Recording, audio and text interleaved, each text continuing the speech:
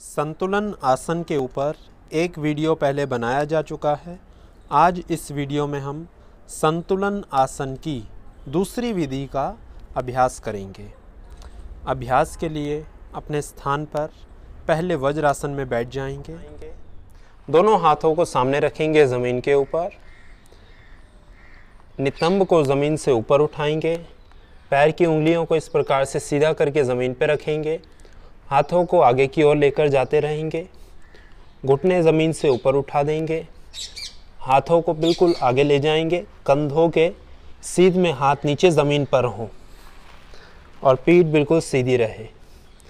अब धीरे धीरे अपने दाईं ओर मुड़ते हुए इस प्रकार से शरीर की आकृति को बनाएंगे कि पूरा शरीर का भार बाईं एड़ी के ऊपर आने लगे और बाईं एड़ी के ऊपर दाईं एड़ी आ जाए।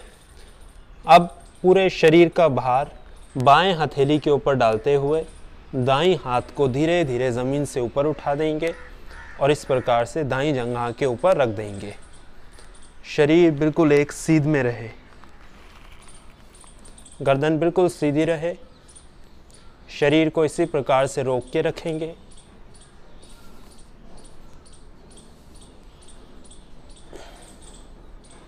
धीरे धीरे वापस।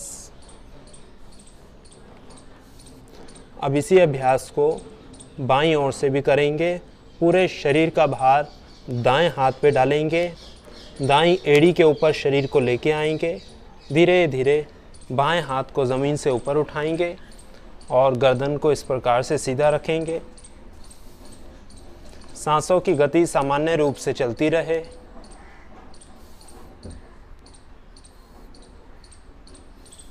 धीरे धीरे वापस। दोनों घुटने ज़मीन पर रखेंगे, पंजे बाहर। हाथों को घुटनों की तरफ लेकर जाते हुए एड़ियों को ज़मीन पे, एड़ियों के ऊपर नितंब को रख देंगे और वापस आ जाएंगे। अभ्यास के दौरान सांसों की गति सामान्य रूप से चलती रहेगी। इसका अभ्यास 2 से लेकर 3 बार तक दोनों तरफ से किया जा सकता है और प्रत्येक बार में 20 सेकंड से लेकर 1 मिनट तक शरीर को स्थिर भी रखा जा सकता है और अपनी शारीरिक क्षमता के अनुसार इस समय सीमा को और बढ़ाया भी जा सकता है, परंतु समय को धीरे धीरे ही बढ़ाएं। इस आसन के बाद या पहले चतुरंग दंडासन, फलक आसन या अधोमुख श्वान आसन का अभ्यास करें। इन सभी आसनों की अलग अलग वीडियो भी बनाई गई है। उन वीडियो को देखकर आप उन अभ्यासों का भी लाभ प्राप्त कर सकते हैं। अब यदि लाभ की चर्चा करें तो इसका अभ्यास शरीर में ऊर्जा की वृद्धि करता है। इसके अभ्यास से शरीर बलवान, ऊर्जावान, शक्तिशाली और स्वस्थ बनता है। मानसिक और शारीरिक स्थिरता के लिए इसका अभ्यास लाभप्रद अभ्यास है। जंघाओं की मांसपेशियां, पिंडलियों की मांसपेशियां, कमर, पेट की मांसपेशियां, कंधे, भुजाएं और कोहनियां व हथेलियां, यह सभी अंग इसके अभ्यास से प्रभावित होते हैं और स्वास्थ्य को प्राप्त होते हैं।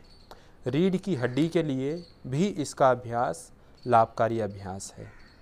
एकाग्रता को साधने के लिए भी इसका अभ्यास लाभ करता है। इसके अभ्यास से शरीर सुंदर, बलवान और ऊर्जावान बनता है। सावधानियों के रूप में इतना ध्यान रखें, चक्कर आने की स्थिति में हाथ, हथेली, कोहनी, भुजा और कंधे में किसी प्रकार की चोट लगने पर इसका अभ्यास ना करें और शारीरिक कमज़ोरी या सांस फूलने की समस्या होने पर भी इसका अभ्यास ना करें या पहले चिकित्सक से या योग शिक्षक से सलाह लें, उसके बाद इसका अभ्यास करें। इसी प्रकार की और वीडियो नियमित रूप से देखने के लिए स्क्रीन पर दिख रहे लोगों पर दबाकर चैनल को सब्सक्राइब करें और हमें अपना स्नेह दें। धन्यवाद।